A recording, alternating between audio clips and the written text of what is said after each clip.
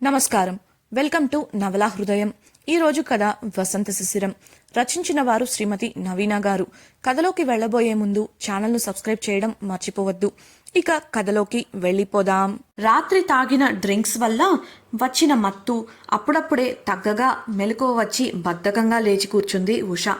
తన ఇంట్లో ఉన్నాననుకుంటూ కాఫీ అంటూ అరిచి భారంగా ఒళ్ళు విరుచుకుంటూ చుట్టూ చూసింది. తానున్న ప్లేస్ కొత్తగా అనిపించి కంగారు పుట్టగా భయంతో కెవ్వుమంటూ అరిచింది. శరీరంపై సరైన బట్టలు లేకుండా ఉండటం అప్పుడే గమనించిన ఆమెకు ఒళ్లంతా ఇంకా చెమటలు పట్టాయి. రాత్రి శిశిరపై కోపంతో తాగడం, ఆ తర్వాత మత్తుగా అనిపించి ఇంటికి వెళ్లాలని బయలుదేరిన ఆమెను విహాన్ పట్టుకోవడం గుర్తొచ్చాయి. విహాన్ ఎలాంటివాడో తెలిసిన ఉష అతడి చేతికి చిక్కిన అమ్మాయి పరిస్థితి ఏమవుతుందో తెలిసినదై భయపడి తన శరీరమంతా దుప్పటితో కప్పుకుంది. అతడి చేతుల్లో నలిగి తన జీవితం సర్వనాశనం అయిపోయిందా అన్న అనుమానం రాగానే ఆమె కళ్ళల్లో నీళ్లు చేరాయి. కిచెన్లో పనిచేసుకుంటున్న వ్యక్తి ఉష అరుపుకు ఉలిక్కిపడి కంగారుగా ఆమె దగ్గరకు వెళ్ళగా భయంతో ఏడుస్తూ కనిపించింది. ఆమె దగ్గరకు వెళ్ళి ఉష ఏమైంది అని భుజం పట్టుకొని అడగగా ఆ వ్యక్తి స్వరాన్ని గుర్తుపట్టి కాస్త ఊరట చెందింది. వెంటనే కళ్ళు తుడుచుకొని, హర్షద్ నువ్వేనా? ఓ గాడ్, నేనెంత భయపడ్డానో తెలుసా అంటూ కళ్ళు తుడుచుకుంది. భయమా? నీకా అన్న అతడి మాటలకు అతడిని కోపంగా చూసి పిల్లోని అతడిపై విసురుతూ, అయినా మా ఇంటికి తీసుకెళ్లకుండా ఇక్కడికెందుకు తీసుకొచ్చావు? నా డ్రెస్ తీయడానికి నీకెంత ధైర్యం అంటూ అరిచింది. దానికి హర్షద్ నవ్వుతూ, ఇది మరీ బాగుంది, పాపంలే అని పబ్బు నుండి సేవ్ చేసి తీసుకొస్తే నా మీద కోపడతావేంటి? అంతేలే, రాత్రి నువ్వు ఉన్న పరిస్థితిలో నిన్ను మీ ఇంటికి తీసుకెళ్ళి ఉండాల్సింది. అప్పుడు కానీ అత్తామామ దగ్గర బాగా బుక్ అయి ఉండేదానివి కాదు. ఇకపోతే నీ డ్రెస్, అది నేను తీయలేదు, గాలి కావాలి అని నువ్వే విప్పుతుంటే చూడలేక డోర్ బయట నుండి వేసేసి వెళ్ళిపోయాను. ఇదిగో నీ అరుపుకి వస్తున్నాను అని ముఖం నిర్లక్ష్యంగా పెట్టి అన్నాడు. అది నిజమేలే అనుకుంటూ ఏడ్చావులే, అయినా ఈ ఫ్లాట్ ఎవరిది అని అడిగింది ఉష. నా ఫ్రెండ్ది, వాడు క్యాంపు పని మీద 10 days ఊరు వెళ్ళాడు. సో కీస్ నా దగ్గరే ఉన్నాయి కాబట్టి ఇక్కడికి తీసుకొచ్చాను అని సమాధానమిచ్చాడు హర్షద్. హర్షద్ వైఖరి, మాట తీరు చాలా నెమ్మదిగా, సున్నితంగా ఉంటాయి. దాంతో ఉష మరియు మిగతా కజిన్స్ అతన్ని పిచ్చి పిచ్చిగా ఆడుకుంటారు. అతడి తల్లిదండ్రులకు ఉన్న బిజినెస్ ఇంకా ఆస్తులు మిగతా వారితో పోలిస్తే చాలా తక్కువ. దాని విషయంలో కూడా అంతా అతడిని తక్కువ చేసి మాట్లాడాలని చూసిన వారికి చూసినా వారికి ఏదైనా సాయం అనగానే మరో ఆలోచన లేకుండా ముందుంటాడతడు. అతడి మాటలకు కన్విన్స్ అయ్యి, ముందు ఇక్కడి నుంచి పో, నేను వాష్రూమ్కి వెళ్ళాలి అని పొగరుగా చెప్పింది ఉష. అతడు వెనుతిరిగి వెళ్తుంటే, హే ఆగు, నాకు డ్రెస్ కావాలి, ఇప్పుడు ఈ డ్రెస్ వేసుకొని ఇంటికి వెళ్ళలేను అంది. దీనికి మాత్రం ఏం తక్కువ లేదు అని గొణుక్కుంటూ 5 minutes అని చెప్పి వేరే డ్రెస్ తెచ్చి బెడ్పై వేసి అక్కడి నుంచి వెళ్ళిపోయాడు హర్షద్. బాత్రూంకి వెళ్ళిన ఉష హ్యాంగ్ ఓవర్ వల్ల కష్టంగా నిలబడుతూ స్నానం చేసింది. గుళ్ళంతా పట్టేసినట్లుంది. నొప్పులుగా అనిపిస్తుంటే వేడి నీళ్ళ స్నానం చేసి హర్షద్ ఇచ్చిన డ్రెస్ వేసుకొని బయటకు వచ్చింది. హర్షద్తో కాసేపు మాట్లాడి అతడు వండిన ఫుడ్ తినేసి బాయ్ చెప్పి వెళ్ళిపోయింది. ఎక్కడా కూడా ఏమాత్రం పొగరు తగ్గకుండా చూపించింది అతడి దగ్గర. వెళ్తున్న ఆమెను చూస్తూ తల అడ్డంగా ఊపుతూ నవ్వుకొని నిట్టూర్చాడు హర్షద్.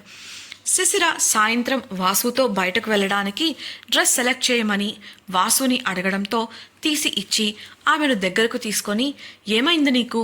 అకారణంగా నువ్విలా ఏడవని నాకు తెలుసు, ఏమైందో చెప్పు అని లాలనగా అడిగాడతడు.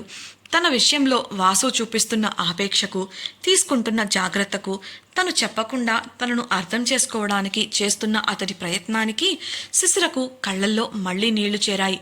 ఆమె కళ్ళల్లో కన్నీటి పొరను చూసిన వాసు, సరే వద్దు, చెప్పద్దు, రిలాక్స్ అంటూ ఆమెను తన కౌగిలి నుండి దూరం జరిపి నిలబడ్డాడు. ఆమె కాసేపటికి కాస్త కుదిరిపడగా, వెళ్ళి సిద్ధమైరా, నేను నీకోసం కింద వెయిట్ చేస్తుంటాను అని ఆమె చేతికి చిరుముద్దిచ్చి అక్కడి నుంచి వెళ్ళిపోయాడు. అతడు ముద్దు పెట్టిన చేతిని తడుముకుంటూ వెళ్తున్న వాసును చూస్తున్న శిశిర పెదవులపై సన్నని నవ్వు విరబూసింది. కళ్ళనీళ్లు తుడుచుకొని కండువా తీసుకుని బాత్రూంకి వెళ్ళిపోయింది. గదికి వెళ్లిన వాసు శిశిర బాధకు గల కారణాన్ని తెలుసుకోవడం కోసం ఒకసారి తన పుట్టింటి వారికి ఫోన్ చేయాలి అని అనుకున్నాడు. కానీ ఆ పని చేయడం సరైనదేనా లేదా అని ఆలోచిస్తుంటే ఎర్రగా కందిపోయిన ఆమె కళ్ళు గుర్తొచ్చి మనసు బాధతో మూలిగింది. ఇక ఏదైతే అది అని అనుకుంటూ ధైర్యం చేసి వసుంధర గారికి ఫోన్ కలిపాడు. అవతలి వైపున ఫోన్ లిఫ్ట్ చేసిన వసుంధర, హలో ఎవరు అని ప్రశ్నించగా, అత్తయ్య నేను వాసుని అని చెప్పాడు వాసు. దాంతో ఫోన్ చేసింది వాసు అని అర్థం చేసుకున్న వసుంధర, చెప్పండి బాబు అని మర్యాదగా అడగగా తన మనసులో ఉన్న విషయాన్ని అడగటానికి 1 నిమిషం సంచయించాడు వాసు. కాస్త ధైర్యం చేసి, అత్తయ్య మీరివాళ శిశిరతో మాట్లాడారా అని అడిగాడు. అందుకు వసుంధర అతడు అలా ఎందుకు అడుగుతున్నాడో అర్థం కాక, లేదు బాబు నిన్న సాయంత్రం మాట్లాడటమే, మళ్ళీ ఫోన్ చేయలేదు. ఏమైంది బాబు, ఏదైనా సమస్య అని కంగారుగా అడిగింది. అదేం లేదత్తయ్య, నేను చూసుకుంటాను, మీరు కంగారు పడకండి, ఇక్కడ అంతా బాగానే ఉంది అని చెప్పి ఫోన్ కట్ చేశాడు వాసు. అంత అకస్మాత్తుగా అల్లుడు ఫోన్ చేసి శిశిరతో మాట్లాడారా అని అడగటం ఆమెకు ఏవేవో అనుమానాలను కలిగించింది. శిశిరకు ఫోన్ చేద్దాం అని డయల్ చేయబోతూ చివరిగా అంతా బాగానే ఉంది, నేను చూసుకుంటాను అన్న వాసు మాటలు గుర్తొచ్చి తన ప్రయత్నాన్ని ఆపేసింది. ఏం జరిగిందో అన్న కలవరం మదిలో ఉన్నప్పటికీ అల్లుడు చెప్పాక కూడా కలుగ చేసుకోవడం మంచిది కాదు అన్న ఉద్దేశంతో మౌనంగా ఉండిపోయింది. వాసు ఆమె చెప్పినది విన్న తర్వాత ఏం జరుగుతుందో చూద్దాం అనే ఉద్దేశంతో వెళ్ళి సిద్ధమై బయటకు వచ్చాడు. శిశిర ఇంకా రాకపోవడంతో నిర్మలకు శిశిర వస్తే రమ్మని చెప్పి ఇంటి బయటకు వెళ్ళి కార్ తీశాడు. సిద్ధమై కిందికి వచ్చిన శిశిరకు నిర్మల, సార్ బయట కారులో మీకోసం ఎదురు చూస్తున్నారు మేడం అని చెప్పడంతో సరేనంటూ బయటకు కదిలింది. ఆమె బయటకు వెళ్లేసరికి డ్రైవర్ సీట్లో కూర్చొని వ్యూ మిర్రర్లో తన జుట్టు స్టైల్గా సరిచేసుకుంటూ కనిపించాడు వాసు. కాస్త వేగంగా నడుస్తూ వస్తున్న ఆమె అతడిని చూడగానే అడుగులు తడబడి కార్కు కాస్త దూరంలో అలాగే నిలబడిపోయింది. జుట్టు సరిచేసుకొని ఇంటి ద్వారం వైపు చూసిన వాసుకు తాను సెలెక్ట్ చేసిన black jean pant, yellow t-shirt వేసుకొని జుట్టు పోనీ కట్టుకొని అందంగా బార్బీ బొమ్మల ముద్దుగా కనిపించింది శిశిర. ఆమెను అలాగే చూస్తూ ఆమె కళ్ళల్లో కళ్ళు కలిపి రమ్మన్నట్లు సైగ చేయడంతో మౌనంగా వచ్చి అతడి పక్కనే సెటిల్ అయింది. తననే చూస్తున్న వాసు చూపులకు తాళలేక తలదించుకోగా స్టీరింగ్ పై చేయి వేస్తూ ఎక్కడికి వెళ్దాం అని అడిగాడు వాసు. ఆ ప్రశ్నకు శిశిర ఆశ్చర్యంగా అతడిని చూస్తుంటే నవ్వుతూ కనుబొమ్మలను అల్లరిగా ఎగరేస్తూ, చెప్పు నువ్వెక్కడికంటే అక్కడికే వెళ్దాం అని అన్నాడు మళ్ళీ. నాకు తెలియదు వాసుగారు, మీ ఇష్టం అని శిశిర అనగా కార్ స్టార్ట్ చేస్తూ, సరే నేను డ్రైవ్ చేస్తుంటాను, నువ్వెక్కడ ఆపమంటే అక్కడ ఆపుతాను అని స్టార్ట్ చేశాడు వాసు. శిశిర ఏం మాట్లాడలేక కిటికీ నుండి బయటకు చూస్తుంటే వాసు ఆమెను గమనిస్తూనే సిటీ రోడ్లపై డ్రైవ్ చేస్తూ వెళ్తున్నాడు. అరగంట గడిచినా అతడెక్కడా ఆపకపోవడంతో అతడి వంక చూడగా, ముందే చెప్పాను కదా నువ్వెక్కడ ఆపమంటే అక్కడ ఆపుతాను అని, నువ్వు చెప్పే వరకు నేను డ్రైవ్ చేస్తూనే ఉంటాను అని ఆమె ముఖాన్ని చదివినట్లే సమాధానమిచ్చాడు వాసు. ఇక అతను తీసుకున్న నిర్ణయం మార్చుకోడు అని అర్థం చేసుకున్న శిశిర విండోలోంచి బయటకు చూస్తుంటే వారు వెళుతున్న దారిలో కాస్త దూరం నుండే కనిపించింది ఒక శివాలయం. ఆ గుడికి వెళ్దాం వాసు గారు, అక్కడ ఆపండి అని అతడికి చెప్పగా లెఫ్ట్ ఇండికేటర్ వేసి కారును శివాలయం ముందు ఆపాడు వాసు. శిశిర వెళ్ళి పూజకు కావలసిన వస్తువులు కొంటుంటే కార్ పార్క్ చేసి వచ్చిన అతడికి డబ్బులు ఇవ్వమని చెప్పింది శిశిర. ఎప్పుడు నేనే కడతాను అని అనే అమ్మాయి ఇవాళ తనను కట్టమనడం చూసి ఆశ్చర్యపోయి అది తనకు నచ్చడంతో దుకాణం వాడికి డబ్బులు కట్టి శిశిరతో పాటు లోపలికి కదిలాడు వాసు. ప్రశాంతమైన వాతావరణంలో ఇద్దరు శివాలయం చుట్టూ ప్రదక్షిణలు చేసి ఆ మహాదేవుని దర్శనం చేసుకున్నారు. పూజ చేస్తున్నప్పుడు పూజారి అర్చన కోసం పేర్లు అడిగితే శిశిరనే ఇద్దరి పేర్లు చెప్పి ఆ మహాదేవుడికి దండం పెట్టుకుంటూ కళ్ళు మూసుకుంది. ఆమె అలా కొత్తగా ప్రవర్తించడం ఎందుకో వాసు మనసుకి హాయిని కలిగిస్తోంది. ఆమెను కళ్ళ నిండా నింపుకొని తను కూడా చేతులు జోడించి కళ్ళు మూసుకున్నాడు. కాసేపటికి అర్చన ముగించిన పూజారి వారిని ఆశీర్వదించి ప్రసాదాన్ని అందించాడు. పక్కనే ఉన్న అమ్మవారిని కూడా దర్శించుకోగా అక్కడి పూజారి కుంకుమను వాసుకు ఇచ్చి శిశిరకు పెట్టమనడంతో ఆమెను చూశాడు వాసు. శిశిర మాత్రం తనకు సమ్మతమే అన్నట్లుగా కళ్ళు మూసుకొని గుండెపై భక్తిగా చేయి పెట్టుకొని కాస్త ముందుకు వంగి పెట్టమన్నట్లు నిలబడటంతో ఆనందంగా ఆమె నుదుటిన సింధూరం దిద్దిన వాసు తన చేతిలోని కుంకుమను ఆమెకు ఇచ్చి తనకు పెట్టమన్నట్లు సైగ చేశాడు. దాంతో ఆమె కూడా మొహమాటంగానే అతడికి బొట్టు పెట్టి అతడితో పాటు బయటకు నడిచింది. గుడి ఆవరణలో అరుగుపై కూర్చొని ప్రసాదాన్ని అతడికి అందించి తాను కూడా తీసుకుంది. మదిలో అప్పటి వరకు ఎన్నో అలజడులు ఆలోచనలు ఉన్న ఆ గుడి వాతావరణం వాటిని పక్కకు నెట్టి చక్కటి ప్రశాంతతను అందించింది. అరుగుపై కూర్చొని ప్రసాదం తింటూ చుట్టూ పరిసరాలను గమనిస్తున్న వాసు భుజంపై ఒక్కసారిగా వాలింది శిశిర. వాసు కంగారుగాను ఆశ్చర్యంగాను ఆమెను చూడగా ప్రశాంతమైన వదనంతో నేలను చూస్తూ ఐఎమ్ సారీ వాసు గారు, నేనెందుకు ఇలా చేస్తున్నానో కూడా నాకు తెలియదు. బహుశా పెళ్ళి అనేది ఎప్పుడూ నా ఆలోచనలలో లేకపోవడం వల్ల కావచ్చేమో.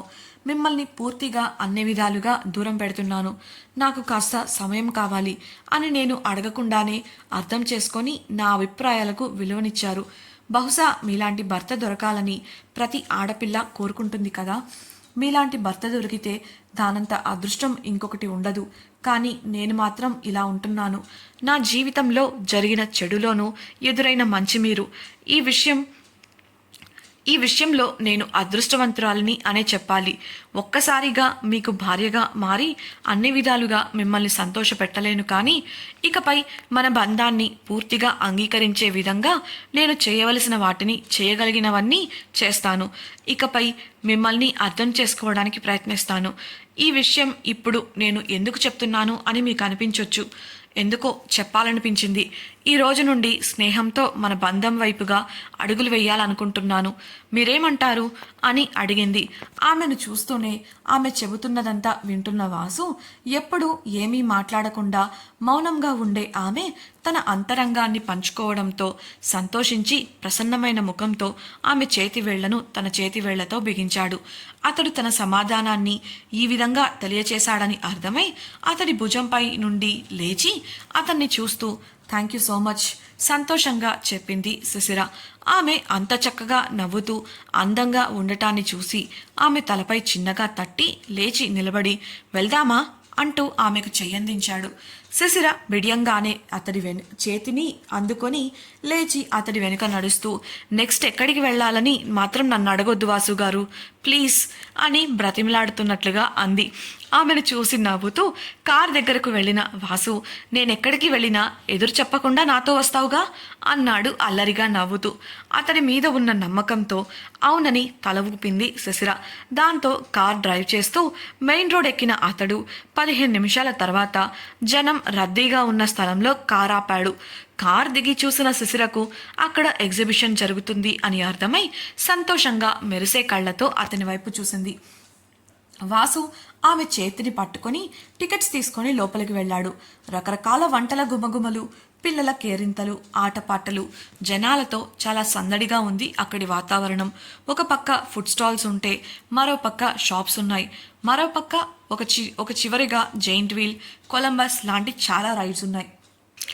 ఎక్కడ చూసినా జనం వారి నవ్వులతో సందడి సందడిగా ఉంది ఆ ప్రదేశం.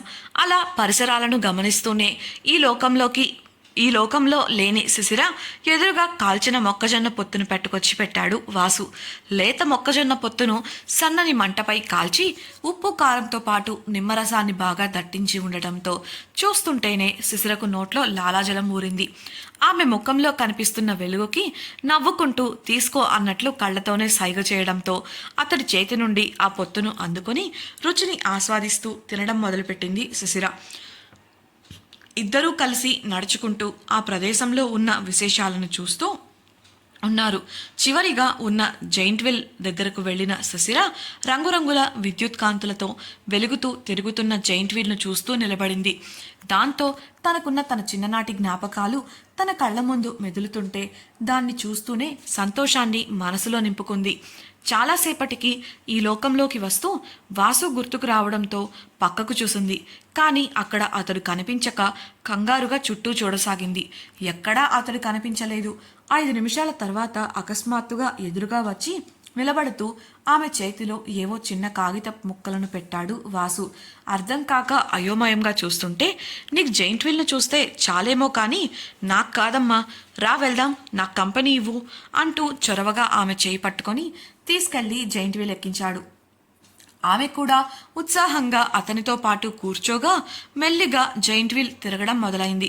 ఆమెకు కూడా అర్థమైంది అతడు తన కోసమే టికెట్లు తీసుకొని వచ్చాడు అని. అది తిరిగే వేగం పెరిగే కొద్దీ శిశిర తనువు మనసు గాలిలో తేలిపోతూ ఆనందాన్ని పొందగా కూర్చున్న స్థానం నుండి కదలకుండానే నవ్వుతూ పరిసరాలను చూస్తోంది. ఆమెను చూసేవారు ఈమెంట్రా ఇంత మౌనంగా ఉంది అని అనుకునేలా ఉంది ఆమె తీరు. కానీ శిశిర కళ్ళల్లోకి చూస్తున్న వాసుకి మాత్రం ఆమె ఆనందం మాటల్లో వర్ణించలేనట్లు కనిపిస్తుంటే ఆమెను చూస్తూ ఉండిపోయాడు. చిన్నతనంలో తండ్రితో కలిసి జైంట్ వీల్ ఎక్కిన శిశిర ఆ రైడ్ని చాలా బాగా ఎంజాయ్ చేసేది. ఇప్పటికీ కూడా ఆమెకు జైంట్ వీల్ అంటే ఇష్టం. కానీ తన తండ్రితో ఎక్కి చాలా కాలమైంది. అయితే ఇకపై తన తండ్రితో కలిసి జైంట్ వీల్ ఎక్కడం అనేది తీరని కల అని అర్థం చేసుకొని ప్రస్తుతాన్ని మౌనంగా గుండెల్లో పదిలపరుచుకుంది శిశిర. ఆ సంతోషంలో 20 నిమిషాలు గడిచినా తనివి తీరనట్లు అనిపించింది ఆమెకు. ఆమె కూర్చున్న కంపార్ట్మెంట్ ఆ వీల్ శిఖరానికి చేరుకోగానే చల్లటి గాలికి క్రిందికి చూసిన ఆమెకు ముఖాలు నీరసంగా పెట్టుకొని క్యూలో నిలబడి కనిపించారు కొందరు జనాలు. దాంతో ఆమె వచ్చి చాలాసేపైంది అన్న విషయం గుర్తొచ్చి వాసుతో అనుమానంగా, ఒక రైడ్ సాధారణంగా ఎంతసేపు ఉంటుంది వాసు గారు అని అడిగింది. 5 minutes అని క్యాజువల్గా చెప్పగా, కానీ మనం వచ్చి చాలాసేపు అయింది, ఇంకా మనం ఎక్కినప్పటి నుండి ఒక్కసారి కూడా ఆగలేదు అని ప్రశ్నించింది. అవును అని చెప్పిన వాసుతో, అదేంటి మనం ఉండాల్సిన టైం కన్నా ఎక్కువ సమయం ఉన్నాం, ఇలా ఎందుకు జరుగుతుంది, ఒకవేళ జైంట్ వీల్లో ఏదైనా పాడైందా అంటూ కంగారుగా కిందికి చూసింది. ఆమెను ఆపి తన వైపు తిప్పుకుంటూ, అదేం లేదు, నేను వాళ్ళకి ముందే డబ్బు కట్టేశాను, నేను ఆపమని చెప్పే వరకు వాళ్ళు ఆపరు అని చాలా సాధారణంగా చెప్పాడు వాసు. దాంతో శిశిర, అయితే ఆపమని చెప్పండి, ఇక మనం వెళ్ళిపోదాం, చూడండి క్యూలో ఇంకా ఎంతమంది ఉన్నారో, పాపం చాలాసేపటి నుండి ఎదురు చూస్తున్నారు అని అంది కింది జనాలని చూస్తూ జాలిగా. ఆ విషయం అప్పటికే వాసు కూడా గమనించాడు. కానీ శిశిర సంతోషానికి అడ్డు రాలేక ఆమెను చూస్తూ ఉండిపోయాడు. ఇప్పుడేమో సరదాగా ఆమె ఏమంటుందో చూద్దామని ఎదురు చూస్తే చూడనివ్వు, నువ్వు సంతోషంగా ఉన్నావు కదా, నాకు అది చాలు అని అనగా శిశిర అతడి మాటలకు నొచ్చుకుంటూ, నాకు సంతోషంగా ఉంది కాదని అనను, నాకు సంతోషంగా ఉంది కాదని అనను, కానీ ఆ సంతోషం ఇంకొకరి నుండి లాక్కున్నది కాకూడదు, అలాంటి సంతోషం నాకు అవసరం లేదు, ప్లీజ్ ఆపమని చెప్పండి అని అడిగింది. దాంతో నవ్వుతూ ఐ నో అని మనసులో అనుకుంటూ చేతిని గాల్లోకి లేపి అడ్డంగా 2 సార్లు ఊపాడు వాసు. అతడి సిగ్నల్ కోసమే ఎదురు చూస్తున్న ఆపరేటర్ వెంటనే జైంట్ వీల్ను ఆపగా నెమ్మదిగా దిగేసి వచ్చారు. ఇప్పుడు హ్యాపీయా? అప్పటి వరకు నిరాశగా ఎదురు చూస్తున్న జనాలు ఇప్పుడు జైంట్ వీల్ ఎక్కడం చూసి అడిగాడు వాసు. చిన్నగా నవ్వి ముందుకు నడిచింది శిశిర. ఇంకొంతసేపు అక్కడ అంతా తిరిగి కొంచెంగా స్నాక్స్ తిన్నవారు తిరిగి మళ్ళీ కారులో ప్రయాణం మొదలుపెట్టారు. ఈసారి కార్ నేరుగా ఒక షోరూమ్ ముందు ఆగింది. కార్ దిగి శిశిరతో పాటు లోపలికి నడిచిన వాసు వాళ్లను మేనేజర్ చాలా గౌరవంగా లోపలికి ఆహ్వానించాడు. అక్కడ చుట్టూ చూసిన శిశిరకు అది ఒక రెప్యూటెడ్ ఫేమస్ ఫర్నిచర్ షోరూమ్ అని అర్థమై కళ్ళు పెద్దవి చేసి చూసింది. అంతలోనే అనుమానం ఇంకా అయోమయం కలగలిపిన ముఖభావాలతో, ఇప్పుడు ఇక్కడికెందుకు తీసుకొచ్చారు వాసుగారు అని అడిగింది. అందుకు అతడు చుట్టూ ఉన్న ఫర్నిచర్ను పరిశీలిస్తూ, నాకు కొన్ని ఐటమ్స్ కావాలి, అంటే 2 సోఫా సెట్లు, ఒక కాట్, ఇంకా కొన్ని వస్తువులు. నేను సెలక్షన్లో వీక్ కానీ నాకు నువ్వే సెలెక్ట్ చేసి ఇవ్వు, కాస్త ఆ పని చేసి పెట్టు అని అడిగాడు ఒక సోఫాలో స్టైల్గా కూర్చుంటూ. షాక్ అయిన శిశిర, నేనా, నాకు రాదు అని తల అడ్డంగా ఊపడంతో, నువ్వు ఆ పని పూర్తి చేసే వరకు ఇక్కడ నుండి కదిలేదు లేదు, నీకు నువ్వు కొనుక్కోవాలనుకుంటే ఎంత పర్ఫెక్ట్గా చూస్తావో అంతే చక్కగా ఉండాలి. నువ్వు సెలెక్ట్ చేసిన వస్తువులు కూడా. ఖర్చుతో నాకు పట్టింపు లేదు, నీ ఇష్టం అంటూ చెప్పి నిర్లక్ష్యంగా టీపాయ్పై ఉన్న మ్యాగజైన్ని చేతిలోకి తీసుకున్నాడు. అతడు అలా చెప్పడంతో శిశిర మరో దారి లేక మేనేజర్ సాయంతో ఆ షోరూమ్ అంతా తిరిగి వాసు అడిగిన వస్తువులన్నింటినీ సెలెక్ట్ చేసి వాటి లిస్ట్ బిల్ చేయించి తీసుకొచ్చి చిరుకోపంగా అతడి చేతికి అందించింది. అప్పటికే షోరూమ్ మొత్తం తిరగడంతో అలసిపోయి తాను మరో సోఫాలో సెటిల్ అయి నొప్పి పెడుతున్న అరికాళ్లను ఒత్తుకుంటూ ఉంది. బిల్ కనీసం చూడకుండా కార్డుతో డబ్బు కట్టేసిన వాసు డీటెయిల్స్ మేనేజర్కి అందించి అనుకున్న సమయానికి ఖచ్చితంగా డెలివరీ ఇవ్వాల్సిందే అని చెప్పేసి శిశిరతో కలిసి బయలుదేరాడు. అప్పటికే బాగా అలసిపోయిన సుశీల దీనంగా ముఖం పెట్టి, ఇంకా నా వల్ల కాదు వాసు గారు, ఇంటికి వెళ్ళిపోదాం మెల్లిగా చెప్పింది. అప్పుడేనా నాకు ఆకలిగా ఉంది అంటూ కారును ఒక మంచి రెస్టారెంట్ దగ్గర ఆపాడు వాసు. శిశిర కూడా ఆకలిగా ఉండటంతో అతని వెనకాలే వెళ్ళింది. ఇద్దరికీ నచ్చిన భోజనం ఆర్డర్ చేసి తినడం మొదలుపెట్టారు. ఆ రెస్టారెంట్లో మధురమైన సంగీతం వినిపిస్తుంటే డిమ్ లైట్ల మధ్య భోజనం చేస్తూ అప్పటి వరకు పడిన అలసట దూరంగా పోయింది ఇద్దరికి. మధ్య మధ్యలో ఆమెకు భోజనం వడ్డిస్తూ కాసేపు ఆమెకు సైట్ కొడుతూ తింటున్నాడు వాసు. అవన్నీ గమనిస్తూనే ఉన్న శిశిర ఇబ్బందిగా అనిపించినా ఎందుకో అది కొత్తగాను చాలా బాగుందనిపించి మౌనంగా తింటూ కూర్చుంది. బిల్ కట్టేసి కార్ స్టార్ట్ చేశాడు వాసు. కడుపు నిండడంతో కార్ ఎక్కగానే నిద్రలోకి జారుకుంది శిశిర. కాసేపటికి కార్ ఆగగా శిశిరను తట్టి లేపాడు వాసు. ఇంటికి వచ్చేసేనట్లున్నాను అనుకుంటూ కార్ దిగిన శిశిర తన ఎదురుగా కనిపించిన దృశ్యానికి అవాక్కై నోరు తెరిచింది. ఇంతకీ వాసు శిశిరను ఎక్కడికి తీసుకెళ్లాడు? అకస్మాత్తుగా శిశిరలో వచ్చిన ఈ మార్పుకు గల కారణం వాసు తెలుసుకోగలడా? శిశిర అనుకున్నట్లే వారి బంధాన్ని నెమ్మదిగా అంగీకరించి వాసుకి దగ్గరవుతుందా? తెలుసుకోవాలనుకున్నారా? అయితే ఛానల్ను సబ్స్క్రైబ్ చేసి రాబోయే ఎపిసోడ్స్ని తప్పకుండా వినేయండి. మీకు ఈ వీడియో నచ్చినట్లయితే లైక్ చేసి మీ సన్నిహితులతో షేర్ చేసుకోండి. మీ అభిప్రాయాలను మాతో పంచుకోవడం కోసం కామెంట్ సెక్షన్లో తెలియజేయగలరు. ఇట్లు మీ నవలా హృదయం team. Thank you for listening.